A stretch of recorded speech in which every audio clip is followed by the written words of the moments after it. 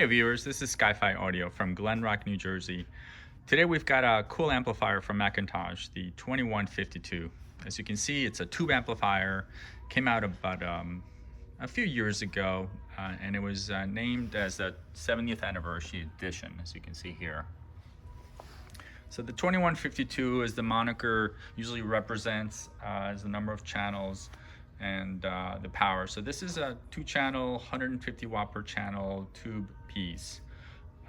And it is essentially two amplifiers in one chassis. If you were to look at the tube complement and the tube layout, it is truly a dual mono design in sort of way. So the 2152 has been discontinued. It's been replaced by something pretty similar, which is the 1502. Again, same specifications, same number of transformers, tubes, etc., in a much different chassis. The 2152 was different aesthetic language than anything Mac had made up to the point. As you can see, they usually make, sled type amplifiers that are in chrome and some sort of glossy black. This was quite a departure from the usual aesthetic for McIntosh. They went for a more modern look with a little bit of throwback towards the classic look in terms of the layout. So as you can see, this is finished in a really gorgeous satin black metallic finish.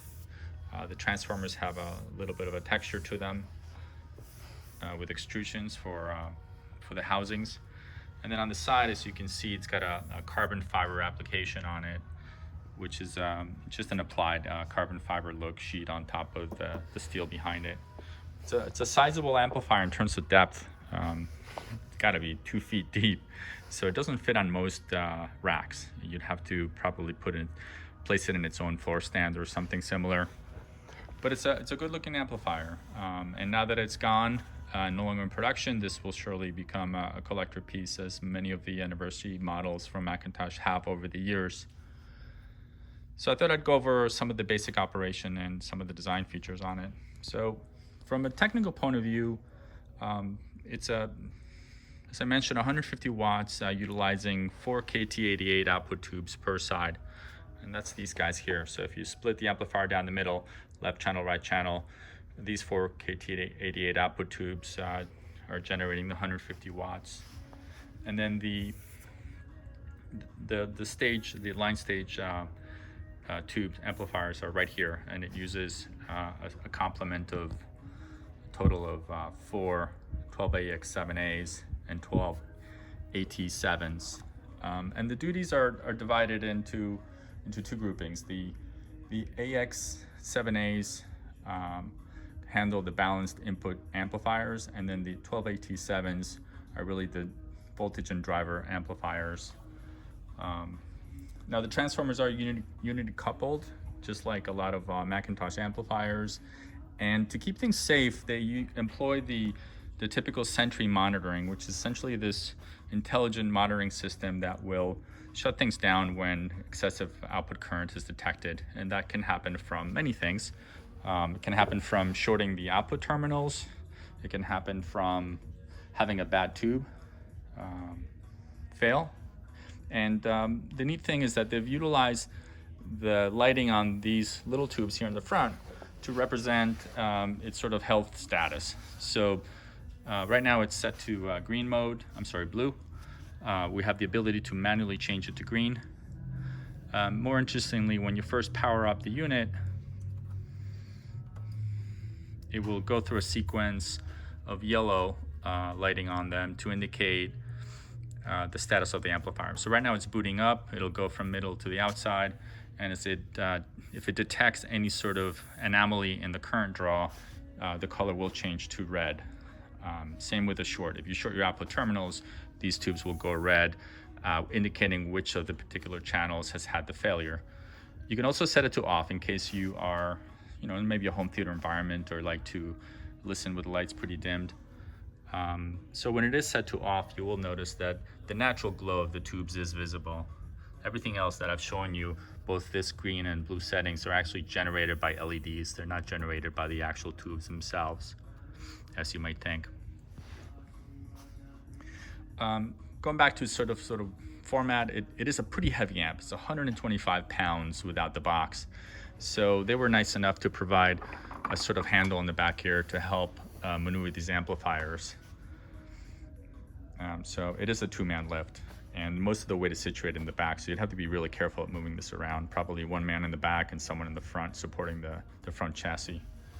Give you a shot here where you can appreciate the carbon fiber, how neat that is.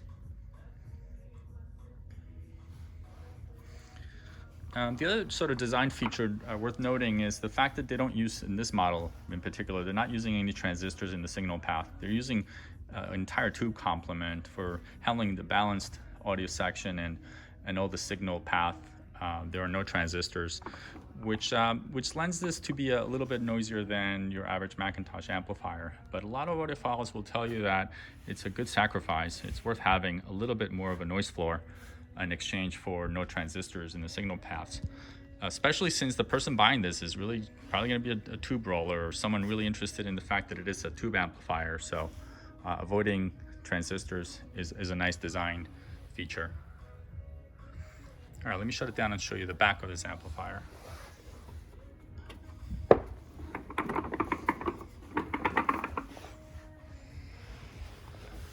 So the back is pretty simple. From left to right, same thing. We've got this would be the right inputs here, a balanced XLR input. Here's a single-ended, and the power control, which is a great feature that most modern McIntosh pieces have, which allow you to turn the amplifier on and off from the preamp. So you essentially hook up a series of McIntosh pieces in utilizing these power control cables, and by turning on the preamp, you'll be able to turn on the amplifier without having to reach back and hit any power buttons or even use the power buttons in the front. So great feature on a lot of current products. Nice that it uses a standard 15 amp IC power cord, so nothing exotic here. The auto off, this is a feature that is sort of mandated by government agencies so that things don't sit there and consume power when they're not being used, but they've made it nice and easy to defeat it. Nobody really wants their amplifier turning off by itself. It just never happens at the right time. Here's the input selector to select between the balanced and the unbalanced input signal, and over here we've got the left inputs mirroring the right outputs. Now we're lucky enough that this model got this later generation McIntosh binding post. These are my absolute favorite binding post. It does take spades and takes bananas. You can even use a bare wire. And the fact that it's got this sort of floating, spinning middle section makes it a lot easier to tighten and adjust. So kudos for them to continually evolve the banana connector on the back of their amplifiers. And this is on most current Mac amplifiers. Here's a shot of the 70th anniversary badging and some really gorgeous graphics on the unity coupled output transformers. All right, so going back to where this sits in their family lineup. Right now, this is 2021. So their lineup consists of the MC901, which is a hybrid amplifier that uses both tubes and transistors to produce 300 and 600 watts correspondingly. The 2301, I think it's on its way out. That was a 300 watt monoblock, pretty sizable as well. The 1502 is what I mentioned, replaces this amplifier. And then one of our all-time favorites, the MC275. And that's really what I consider the competition to this amplifier or its current replacement. For a similar price, you can buy a pair of MC275s. Now, MC275 is a 2-channel 75 watt amplifier where it can also be run in mono. So it'd be a hard choice to decide between this guy and maybe a pair of MC275s where you've got actually mono blocks instead of everything on a single chassis. So I think your layout, your physical layout, will help you decide whether you wanted a single box or 2 smaller boxes. You know, a lot of hardcore audiophiles will tell you that having monoblocks will always or almost always be superior to having a stereo amplifier, mostly for separation and imaging and things of that nature. So 275 or a pair of 275s running in mono would be equal power in a much different form factor and pretty close in price. So that's probably the decision point.